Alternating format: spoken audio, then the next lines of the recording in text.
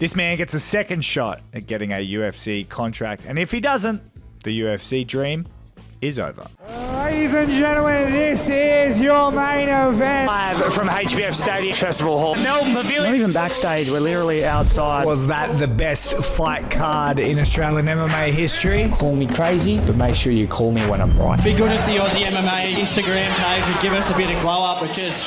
Welcome to the Australian MMA podcast. My name is Mitch Tinley. Today's guest, good friend of the show from across the Dutch, Aaron Toe. I really like him. He's very polarizing. He is so violent inside the cage. Former bantamweight fighter, dropped down to flyweight. He had an opportunity at Dana White Contender Series, which is like the world's hardest job interview. If you win that, you can often get a UFC contract. Aaron Toe unfortunately fell short and didn't get that opportunity, but now he's at flyweight.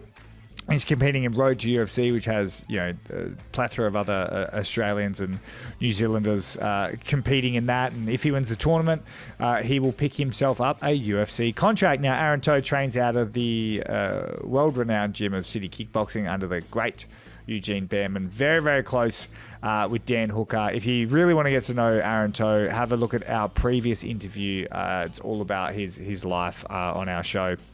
And just sort of the fact that he met Dan Hooker, then essentially brought him over to City Kickboxing when he made the move. But Aaron Toe is, like I said, he's really polarizing. He's really entertaining. He's actually having a haircut in this interview, like as we talk. I've never had that before, and that just kind of goes to show how he's so exciting. But looking forward to seeing him May 22nd, 23rd for us. Actually, I think it's still May 22nd because it's in China. He's going to take on Rio Turto. It's going to be fun. It's his last opportunity. If he doesn't win this, he's even said it. The dream's probably over. If he does and sort of advances and eventually picks up a UFC contract, then... it's all been worth it. But look, we want to thank our friends, obviously Combat Sports Insurance. If you've got a gym or event that needs insurance, hit up Combat Sports Insurance. Of course, powered by Vex MMA. Check out their website for all great deals on rash guards, shorts, gloves, all the gear. It's great. It's good stuff. And of course, our gym partner, which has recently jumped on board, Drillich Combat Academy, home of Australian MMA champion Anthony Drillich and other aspiring athletes. Really happy to bring them on. So check out them at drillichcombatacademy.com.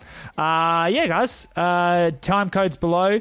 Hope you're enjoying everything. On the other side, it's Aaron Toe. Ladies and gentlemen, joining me on the show, getting his hair did. Aaron Toe, mate, what's going on? What up, brother? Nah, just getting my hair done at Smart Cuts on Twitter. Or if we get after me down here. I actually got thrown out of whack, so all of my stuff's all over the show today because we have self-fight series tomorrow. And obviously, the build-up for my camp is outrageous. So I'm trying to multitask at this point, so bear with me, guys.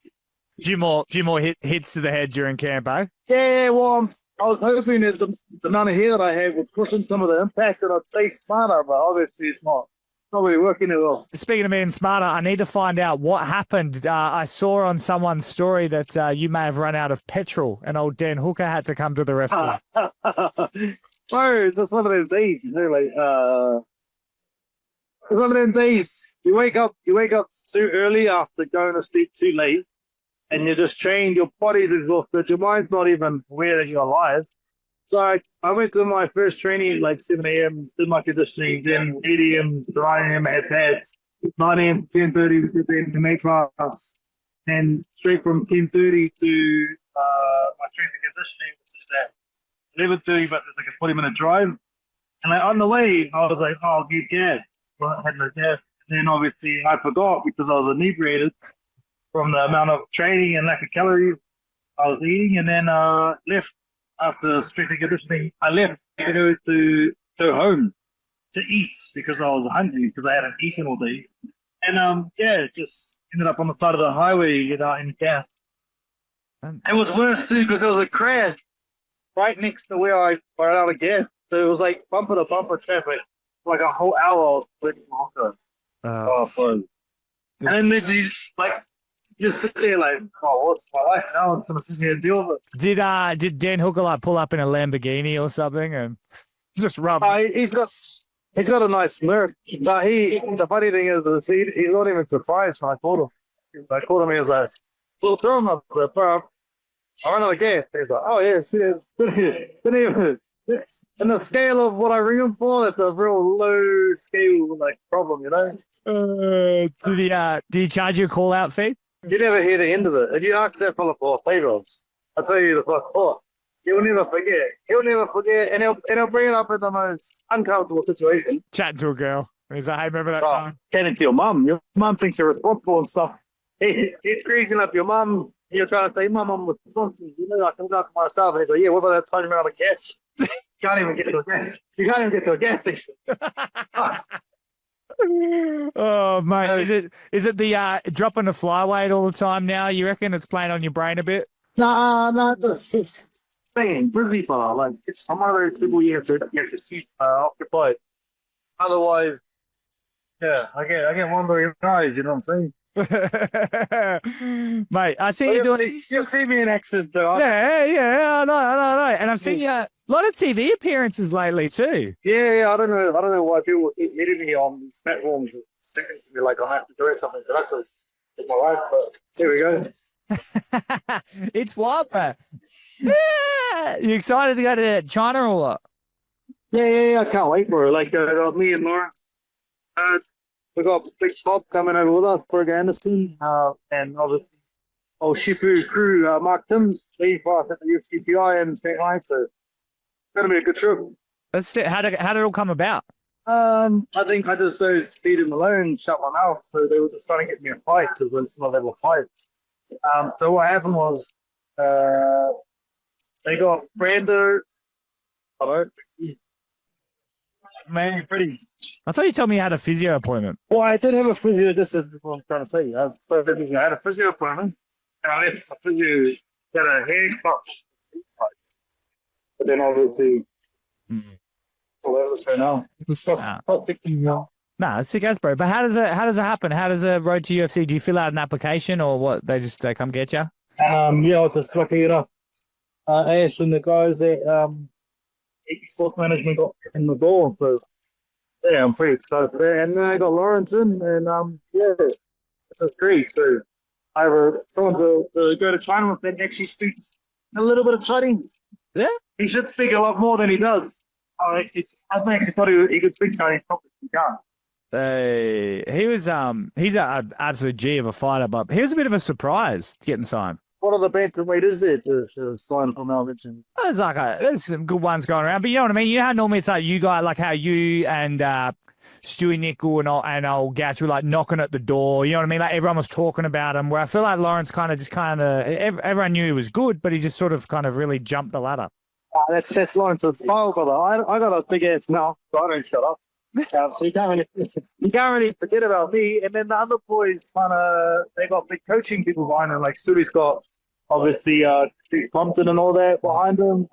He's gone up. He was the world champion as purple belt, I think, in jiu-jitsu. So he kind of like had the jiu-jitsu scene, the wrestling scene. Obviously,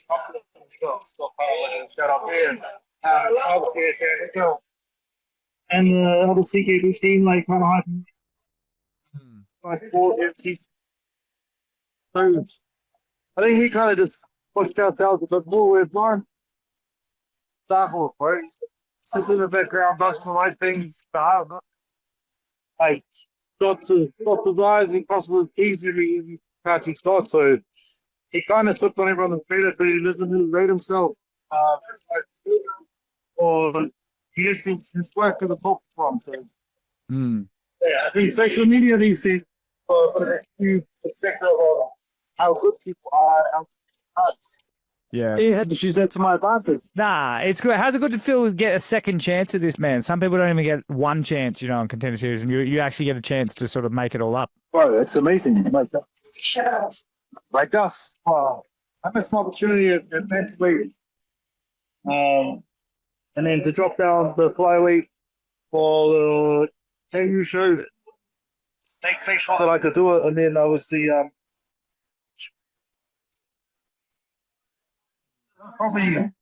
It's probably my last shot. Like, so I know that it's very important, and I'm very lucky.